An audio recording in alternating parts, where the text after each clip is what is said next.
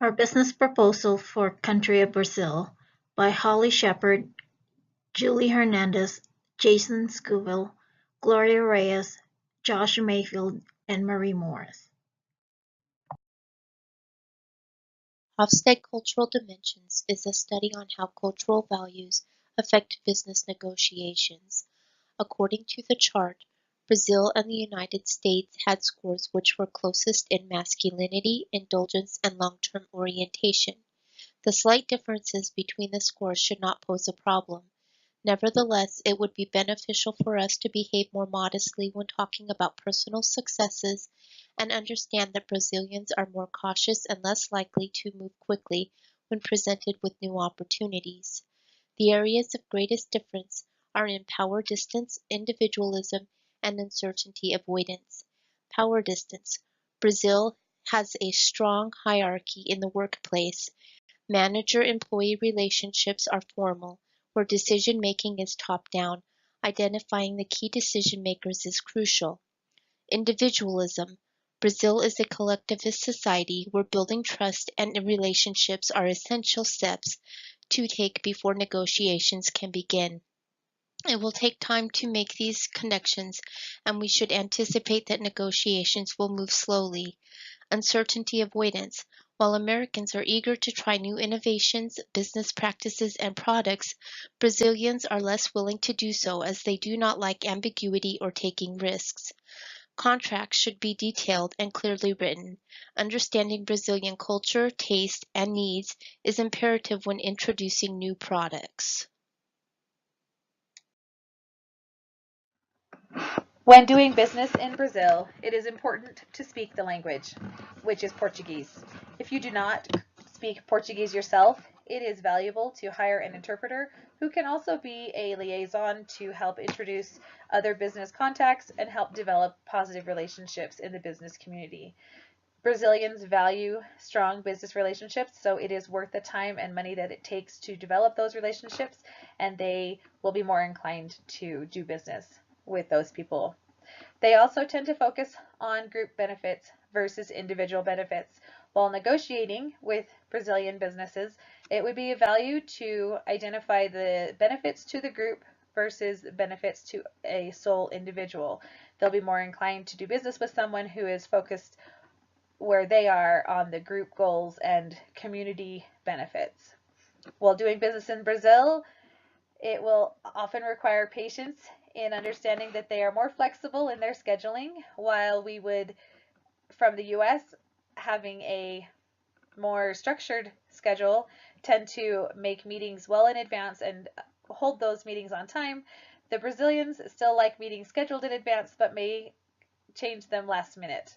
And while dealing with Brazilians, it is best to deal in a direct communication style and have direct feedback, except in negative feedback, where they do not have confrontational exchanges, and those could potentially harm a relationship. So keeping it positive and direct is best. The government of Brazil is a federative republic, which its party's name is translated into unity in English. They recently had an election. The new president gave his inaugural address on January 1st, 2019, where he promised a society without discrimination or division. There are three branches of the government, and its structures are set up similar to that of the United States government. Some major differences are that they have had more than one constitution, and their amendment and constitution seem to be more open to change than the United States Constitution. Currently, the new administration is working to implement initiatives to help Brazil work toward fiscal sustainability, and they're cracking down on corruption. Their government is also working on simplifying taxes, reducing regulation, and lowering the unemployment rate by making it easier for companies to obtain business licenses. Economic freedom is the fundamental right of every human to control his or her own labor and property. Economic freedom brings greater prosperity. The Index of Economic Freedom documents the positive relationship between economic freedom and a variety of positive social and economic goals. The Index of Economic Freedom is an annual index and ranking created in 1995 by the Heritage Foundation and Wall Street Journal to measure the degree of economic freedom in the world's nations.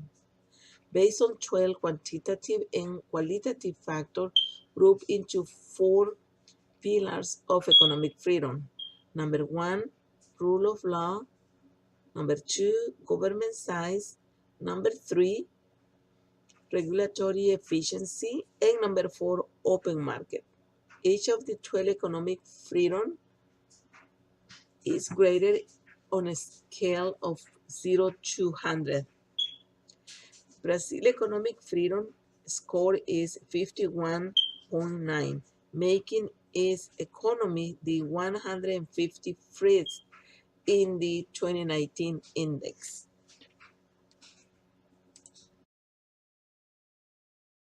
The government of Brazil actively encourages FDI in many sectors that they would like to develop. These sectors are automobile, renewable energy, life sciences, oil and gas, and transportation infrastructure. Incentives in these sectors include tax exemptions and low-cost financing. Brazilian states compete fiercely to draw in foreign investment. States will offer additional incentives to draw businesses that they find desirable. To encourage economic development in rural areas, there are several free trade zones located in the North, Northeast, and Amazon regions. FDI is restricted in the areas of health, mass media, telecommunications, aerospace, rural property, maritime, insurance, and air transport. Brazil has been a member of the World Trade Organization since 1995. They have several regional free trade agreements in place which could both hinder or help with the importation and manufacturing of products.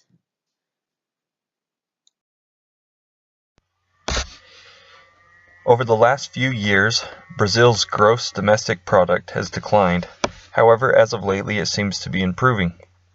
As a result of their gross domestic product being down, the growth rate also declined during that time. Currently, Brazil is rebounding into a positive growth rate of 0.08%. Brazil has recently encountered one of their country's highest inflation rates, as everyday items such as food, housing, and even transportation have rapidly increased. This is partly due to the depreciating real in comparison to the US dollar and overcoming a recent recession. The current exchange rate is 27 cents to 1 real, or 3.72 real to 1 US dollar. The inflation rate in Brazil is looking optimistic in comparison to the last few years. In the past, interest rates in Brazil have reached unprecedented levels, which slowed any economic growth and discouraged consumers from borrowing. Recently, however, lending rates slightly dropped, which has influenced individuals and businesses to again resume borrowing.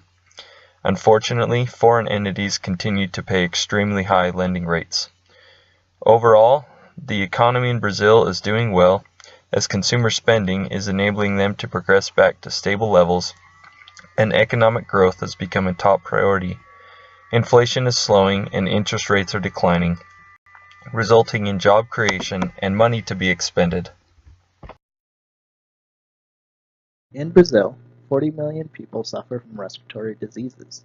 Of those 40 million, 15 million people suffer from asthma, 20 million people have allergic rhinitis, and 5 million people over the age of 40 suffer from chronic obstructive pulmonary diseases.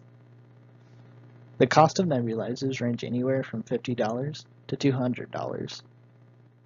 The barriers to entry into Brazil are high amounts of competition. Of those competitors, 5 main companies stand out: Allied Healthcare Products Incorporated, Omron Healthcare Company, Covidien plc, GE Healthcare Limited, and Philips Healthcare. Recently, GE's Latin America CEO was arrested in a Brazilian healthcare fraud.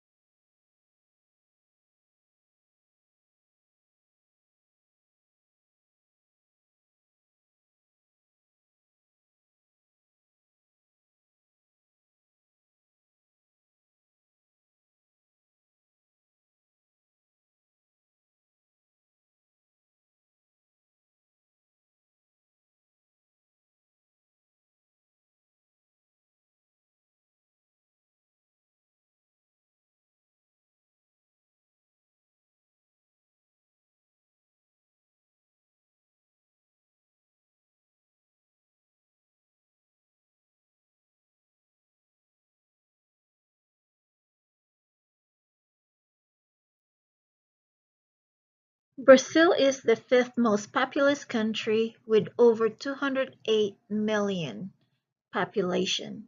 Essential oil insect repellent is a great product to address the underserved market in Brazil due to increase in Zika virus outbreak in the country, a suspected cause of microcephaly in newborn, which causes developmental problem.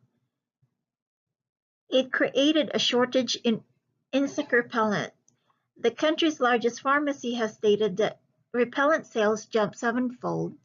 However, existing repellent can contain harmful ingredients that can cause skin and eye irritation and in some cases could be severe side effects like neurological symptoms. There are 4 large competitors in insect repellent in the country. Tariffs are between 12 and 14, which is more reasonable for importing the product. One product option to export to Brazil is first aid kits. Brazil is the second largest market in the world for first aid kits, second only to Europe. With Brazil's rebounding economy, consumers are more likely to spend their income on luxury items. Although considered a luxury, the first aid kit is a useful item which many households will choose to purchase with their disposable income. There are also multiple components in a first aid kit, so we can utilize existing trade agreements with surrounding countries to reduce import costs and assemble the final product in Brazil, which strengthens their economy. We can also appeal to various market segments by offering modifications to the first aid kit. We can provide a robust kit for the upper middle class and a very basic kit for the lower income segment. So this is a product that will appeal to multiple market segments and also have the opportunity to utilize existing trade agreements to keep our export costs low.